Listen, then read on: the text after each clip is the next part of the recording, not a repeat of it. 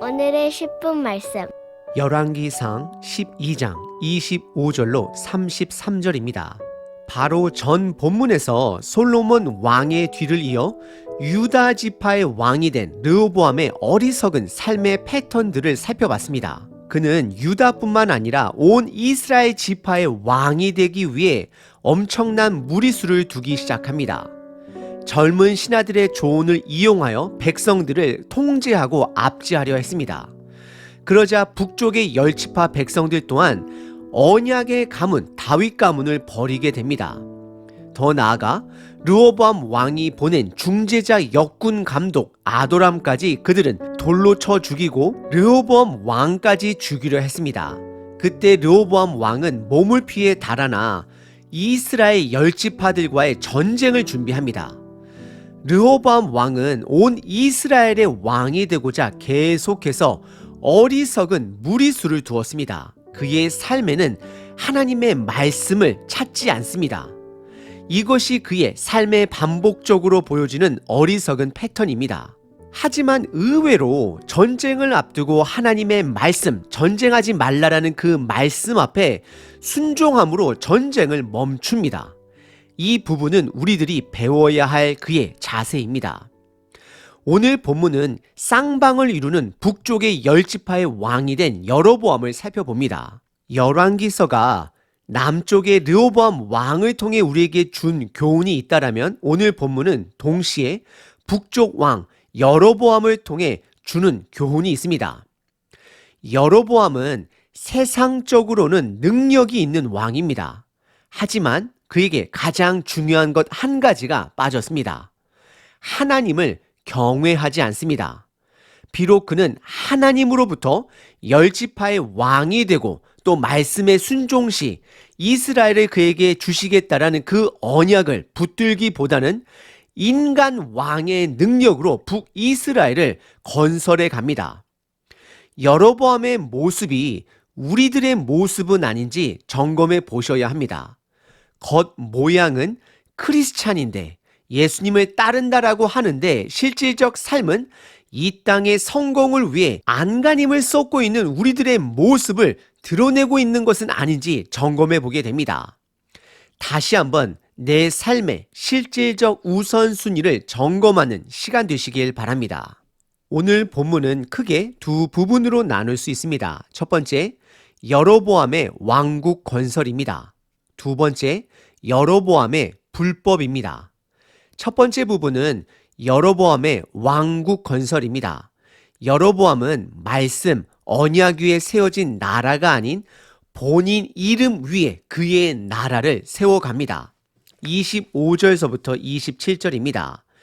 여로보암이 에브라임 산지에 세겜을 건축하고 거기에서 살며 또 거기서 나아가서 분우엘을 건축하고 26절 그의 마음에 스스로 이르기를 나라가 이제 다윗의 집으로 돌아가리로다. 27절 만일 이 백성이 예루살렘에 있는 여호와의 성전에 제사를 드리고자 하여 올라가면 이 백성의 마음이 유다 왕 된 그들의 주 르호보암에게로 돌아가서 나를 죽이고 유다의 왕 르호보암에게로 돌아가리로다 하고 라고 기록을 합니다. 우선 25절에 여로보암 왕은 북이스라엘 중에 두 곳을 수도로 선택을 합니다.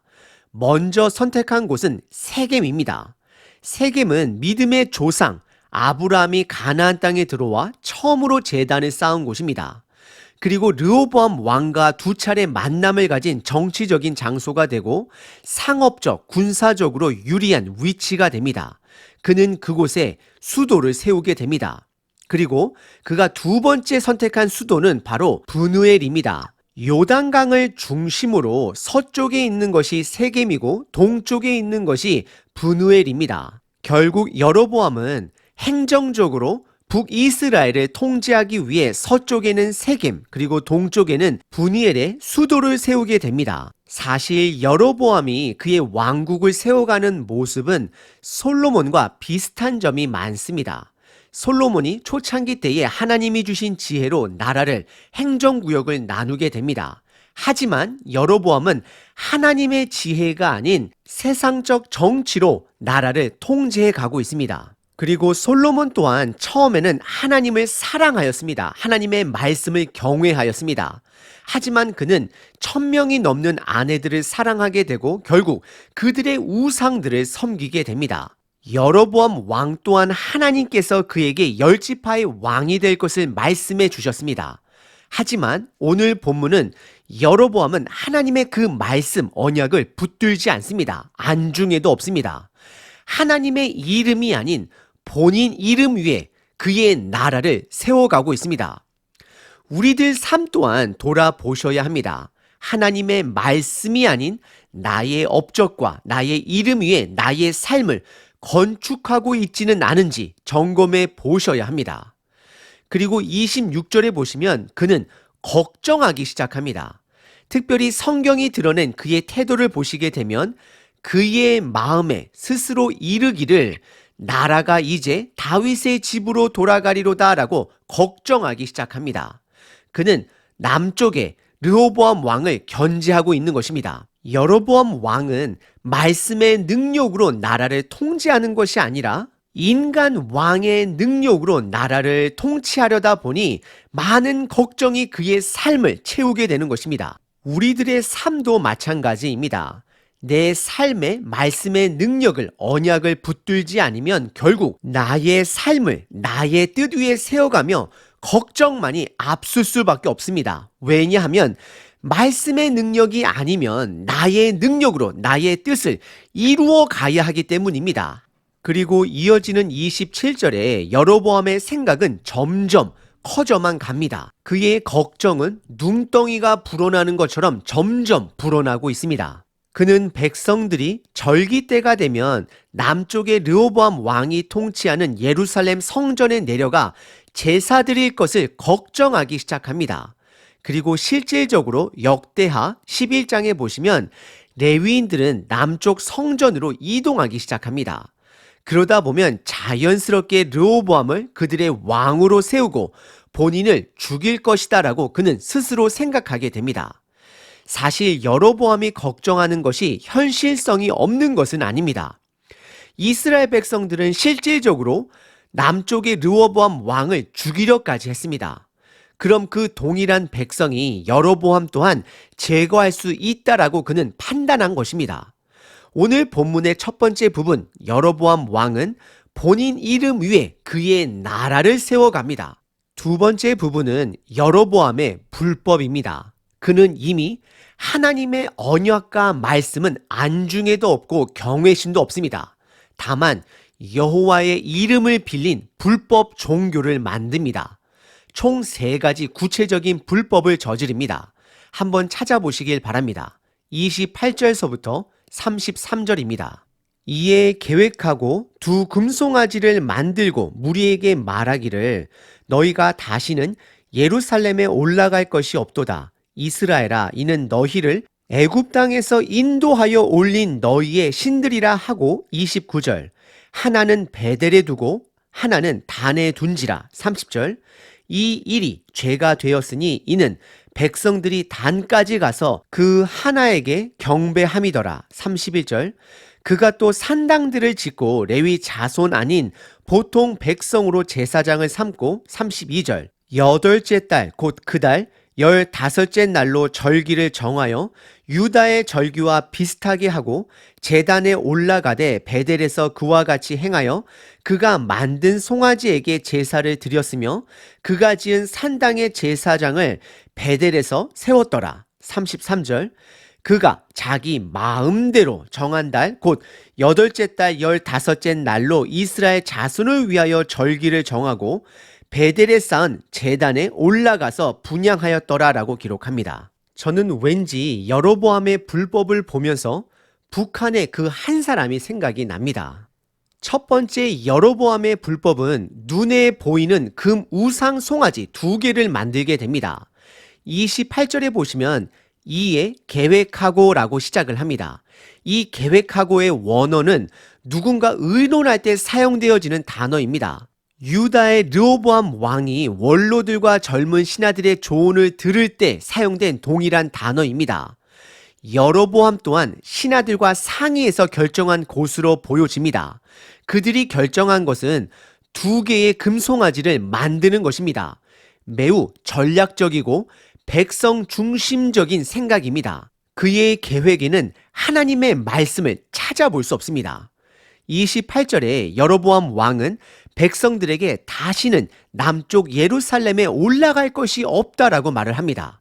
그리고 이 2 황금 송아지는 너희들을 애굽 땅에서 인도하여 올린 너희들의 신이다라고 불법을 선언합니다. 이것은 출애굽기 아론이 황금 송아지를 만들 때 그가 선언한 표현과 비슷합니다. 그런데 왜 여로보암은 1개가 아니라 2개의 황금 송아지를 만들었을까요? 이것은 백성들을 위한 것이고 여호와의 이름으로 불법을 저지른 것입니다. 29절에 보시면 황금 송아지 하나는 베델에 두고 또 다른 하나는 단이라는 지역에 두게 됩니다. 베델은 아브라함과 야곱이 제단을 쌓은 곳입니다. 그리고 베델의 뜻은 하나님의 집이라는 뜻으로서 제2의 성전의 장소로 백성들의 마음을 훔치기에 충분했습니다. 그리고 반대 북쪽에는 단이라는 곳에 나머지 황금 송아지 하나를 두게 됩니다. 여로보암 왕은 눈에 보이지 않는 하나님을 보이는 황금 송아지로 둔갑시켜 버립니다. 하나님의 나라는 말씀에 순종하는 백성들이 하나님의 주권을 경외할 때 보이지 않는 하나님의 공의와 사랑이 명백하게 드러나게 되는 것입니다. 하지만 여로보암 왕은 그가 보지 못하는 하나님의 나라를 억지로 드러내다 하다 보니 황금 송아지를 만들게 된 것입니다. 내가 육신의 눈으로 보이지 않는 하나님의 나라를 경험하지 못하면, 보지 못하면 결국 눈에 보이는 것으로 대처하게 된다는 것입니다. 그런 것들은 교회 성도들의 숫자, 교회 건물의 크기, 헌금 액수 등 눈에 보이는 것으로 하나님의 나라를 드러내려 할 수 있다는 것입니다. 다시 본문으로 돌아가 여로보암은 백성들의 편의를 위해 하나는 남쪽 베델에 또 다른 하나는 북쪽 지역 단 지역에 황금 송아지를 제단을 두게 된 것입니다. 그리고 성경은 30절에 이것이 명백한 죄가 됨을 드러내고 있습니다. 한 왕의 무지로 죄로 온 백성이 다 함께 죄악에 빠지게 됨을 보여주고 있는 것입니다. 여로보암 왕은 여호와 하나님의 이름을 종교적으로 이용하고 있습니다. 그는 행정구역으로는 요단강을 중심으로 서쪽의 세겜과 동쪽의 브누엘로 강화하고 종교적으로는 남쪽에는 베델 그리고 북쪽에는 단이라는 지역에 강화하고 있습니다. 안타까운 것은 그는 하나님의 말씀을 경외하지 않습니다. 이 땅의 지략은 있을지언정 하늘에 지혜가 없는 여로보암됨을 드러내고 있습니다.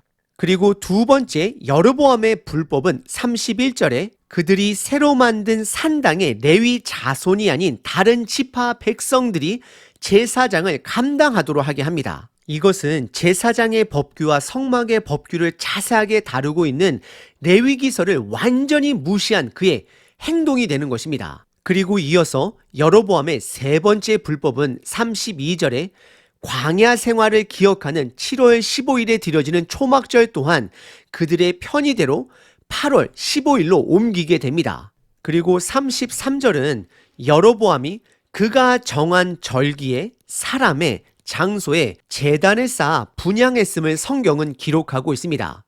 여로보암은 스스로 하나님이 되어 시간을 정하고 사람을 정하고 장소를 정합니다. 오늘 본문의 2번째 부분은 여로보암의 큰 3가지 불법에 대해 살펴봤습니다. 그는 여호와의 이름을 이용하여 북이스라엘을 종교적으로 강화시키고 있습니다. 오늘 본문 여로보암의 마음에는 백성을 향한 두려움은 있었지만 하나님을 향한 두려움은 찾아볼 수 없었습니다. 그는 그의 백성을 잃어 그가 왕이 되지 못하는 것을 걱정했고 두려워했습니다. 그는 하나님의 말씀은 기억하지 못합니다. 말씀에 뿌리를 두지 못하고 있습니다. 혹시 이 모습이 저와 여러분들의 모습은 아닌지 돌아보게 됩니다. 겉 모양은 크리스찬일 수 있습니다. 교회는 매 주일마다 나갑니다. 하지만 정작 우리들 마음에는 말씀이 뿌리를 내리지 못하고 세상의 걱정들로 가득 차 있을 수 있습니다. 그래서 결국 하나님의 나라에 동참하는 자가 아니라 나의 나라에 나의 이름을 세워가는데 기독교라는 종교 이름을 사용하고 있지는 않은지 스스로 점검해 보셔야 합니다. 오늘 여로보암은 장소, 사람, 시간적으로 불법을 행했습니다. 지금의 성전은 예수님이 거하시는 우리들 공동체 속에 있습니다. 눈에 보이는 것이 아닙니다. 하지만 우리는 아직도 교회 건물에 시선을 빼앗기고 있지는 않은지 점검해 봐야 합니다. 그리고 예수님은 우리들 모두가 이 시대의 레위인이요 거룩한 제사장이다, 구별된 자다, 다른 말로 표현하자면 제자다라고 말씀하고 계십니다. 하지만 우리들은 나의 정체성은 기억하지 못하고 점검하지 못하고 남들이 거룩한 제사장이 되기를, 거룩한 사람이 되기를 바라고만 있지는 않은지요. 그리고 우리들의 공동체 예배는 우선순위에 빠져 있지는 않은지 점검해 보시길 바랍니다. 오늘 하루 하나님을 경외함으로 나의 삶을 세워가시는 하루 되시길 기도합니다. 365일 기도문입니다. 예레미야 1장. 내가 너를 모태에 짓기 전에 너를 알았고 내가 배에서 나오기 전에 너를 성별하였고 너를 여러 나라의 선지자로 세웠노라. 나를 아시는 하나님 아버지 모태에서 생겨나기 전에 나를 아셨다 하시니 감사합니다. 하나님의 뜻을 가득 품고 이 땅에 살아갈 수 있음에 감사드립니다. 나의 삶의 모든 계획은 하나님 손안에 있음을 인정합니다. 나의 모든 자존감은 하나님께로부터 옴을 고백합니다. 일평생 벤치에만 앉아있는 야구선수 같은 마음이라 할지라도 하나님이 나를 쓰고 계시며 쓰실 계획이 있음을 선포합니다. 나는 내 삶의 주인공이 아니고 아버지께서 내 삶의 주인공임을 선포합니다. 한평생을 주님과 동행하며 이 땅에 온 목적을 이루게 하소서. 비록 소소한 것이라도 감사할 줄 아는 저, 하나님의 자녀로 잘 사는 것이 무엇인지 아는 제가 되길 원합니다. 내 마음에 하나님의 뜻을 알게 하소서. 그 길에서 주님을 만나겠습니다. 예수 그리스도의 이름으로 기도합니다. 아멘. 하나님을 찬양합니다.